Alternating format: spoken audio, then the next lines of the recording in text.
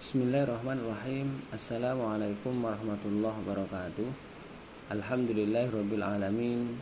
Allahumma shalli ala sayyidina Muhammad wa ala ali sayyidina Muhammad. Mahasiswa Prodi Ilmu Al-Quran dan Tafsir yang saya muliakan, pada pertemuan kali ini saya akan menjelaskan sedikit tentang ayat-ayat ilahiyat yang terkait dengan prinsip tauhid. Salah satu misi yang diemban oleh baginda Rasulullah Shallallahu Alaihi Wasallam itu adalah ajakan kepada tauhid dan mensucikan Allah Subhanahu Wa Taala. Salah satu surat yang secara khusus yang diturunkan Allah Subhanahu Wa Taala tentang prinsip tauhid adalah surat Al-Ikhlas yang terdiri dari 4 ayat. A'udzubillahi minasyaitonirrajim. Bismillahirrahmanirrahim. Qul huwallahu ahad, Allahus samad, lam yalid wa lam yulad wa lam yakul lahu kufuwan ahad. Artinya, katakanlah, dialah Allah yang Maha Esa. Allah adalah Tuhan yang bergantung kepadanya segala sesuatu. Dia tiada beranak dan tidak pula diperanakkan, dan tidak ada seorang pun yang setara dengan dia. Menurut Wahbah Zuhaili, surat ini memiliki banyak nama, namun yang paling masyhur adalah Al-Ikhlas, sebab ia berbicara tentang tauhid murni hanya kepada Allah semata, yang mensucikannya dari segala kekurangan dan membebaskannya dari segala bentuk kesyirikan. Surat ini disebut juga dengan surat At-Tafrid, At-Tajrid, At-Tauhid, An-Najah, dan Al-Wilayah, sebab yang membacanya akan termasuk wali Allah. Selain itu, surat ini disebut juga dengan surat Al-Ma'rifat dan surat Al-Asas karena mencakup pokok-pokok agama. Dalam sebuah hadis yang diriwayatkan oleh Imam At-Tirmizi yang bersumber dari Ubay bin Ka'ab, dijelaskan bahwa ayat ini turun berkenaan dengan kaum musyrikin yang meminta penjelasan kepada baginda Rasulullah Shallallahu Alaihi Wasallam tentang sifat-sifat Allah. Mereka berkata, jelaskan kepada kami sifat-sifat Tuhanmu. Menurut Ibnu Abbas, turunnya ayat ini terkait dengan kaum Yahudi yang menghadap baginda Rasulullah. Saya bertanya, ya Muhammad, hai Muhammad, lukiskanlah sifat-sifat Tuhan yang mengutusmu. Dari dua sumber di atas, berarti bahwa surat Al-Ikhlas ini berkaitan tentang rukun-rukun akidah dan syariat Islam yang paling penting, yakni menauhidkan Allah dan mensucikannya, serta mensifati Allah dengan sifat-sifat yang sempurna dan menafikan sekutu baginya. Adapun pokok-pokok syariat adalah tauhid atau pengikraran had dan hukuman serta penjelasan amalan.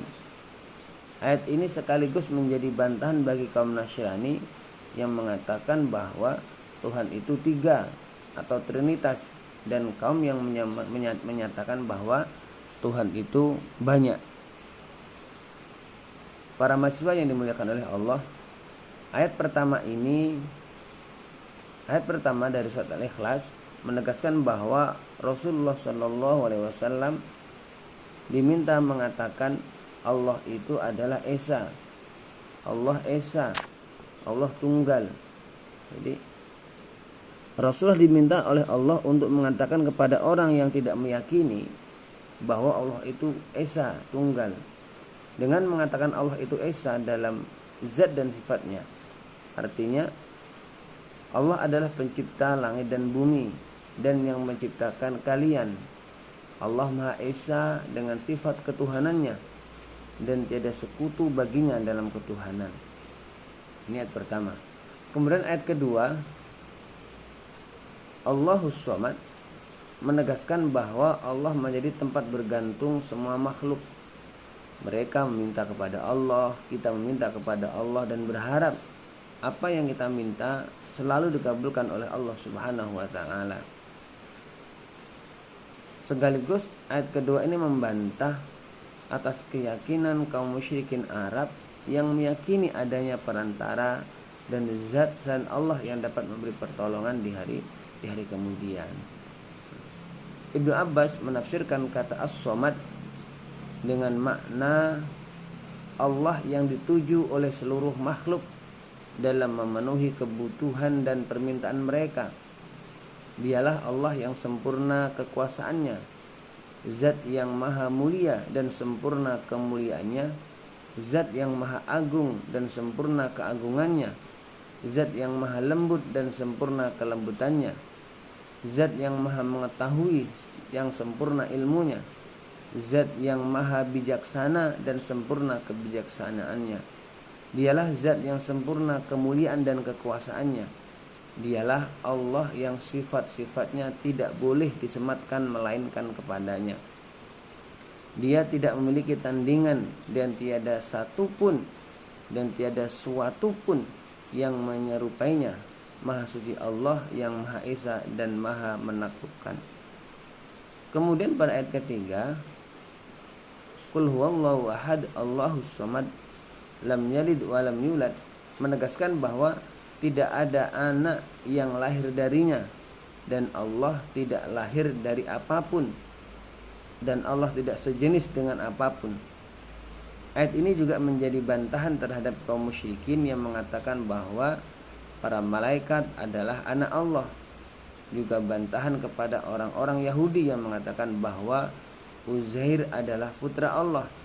Sekaligus bantahan kepada orang Nasrani yang berkata Al-Masih adalah anak Allah. Mari kita perhatikan beberapa ayat yang menjelaskan dan menjadi bantahan kepada mereka. Yang pertama adalah A'udzubillahi minasyaitonirrajim. Bismillahirrahmanirrahim. Fastaftihim alirabbikal banatu walahumul banun. Am khalaqnal malaikata inatha wa hum syahidun. Ala innahum min ifkihim layaqulun waladallahu wa innahum lakadzibun.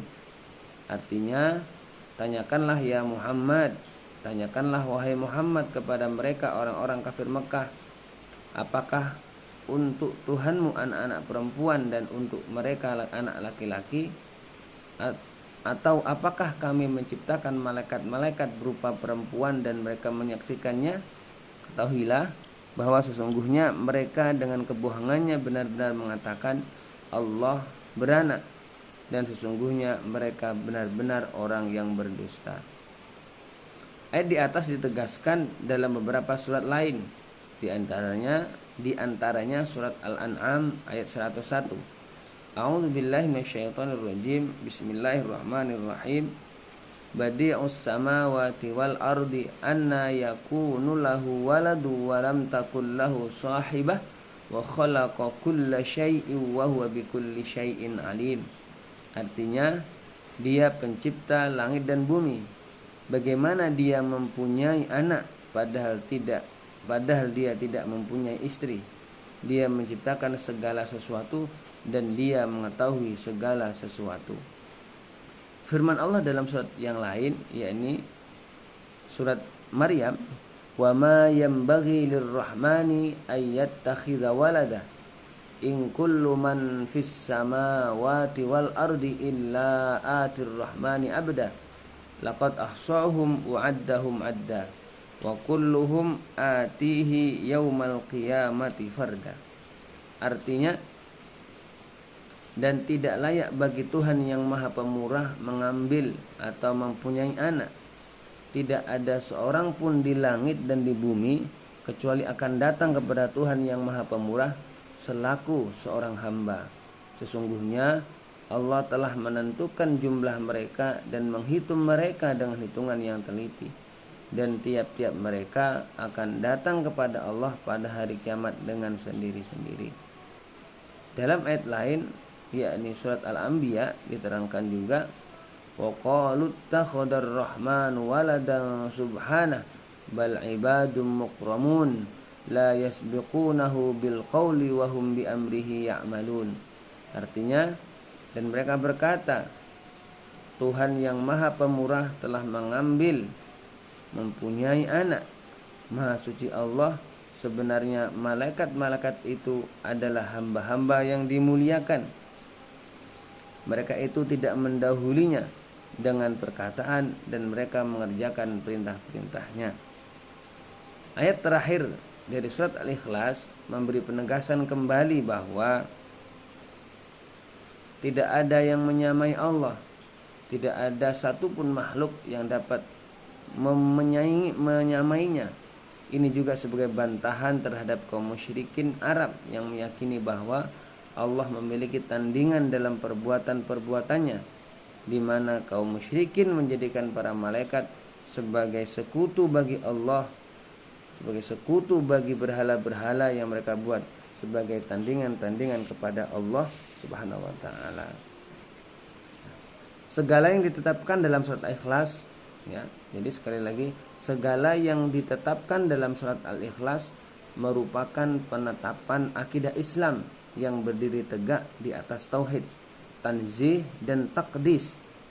Segala hal yang dinafikan dalam surat Al-Ikhlas adalah bantahan terhadap orang-orang yang memiliki akidah sesat, seperti kaum pagan yang menyembah berhala. Mereka menyatakan bahwa ada dua Tuhan di alam ini, Tuhan cahaya dan Tuhan kegelapan. Kaum musyrikin yang beraliran Nasrani, kaum Nasrani meyakini Trinitas.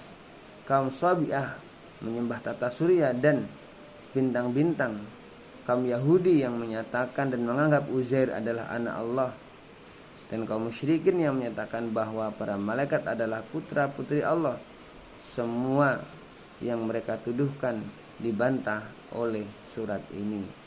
Jadi terkait dengan prinsip-prinsip tauhid, terkait dengan akidah, salah satu poin pentingnya adalah mengesahkan, menauhidkan Allah Subhanahu wa taala, dan Allah membantah semua tuduhan yang dibuat oleh orang-orang yang tidak meyakininya, yang tidak beriman kepadanya, dengan satu bantahan, salah satunya surat Al-Ikhlas yang disebutkan pada penjelasan awal tadi.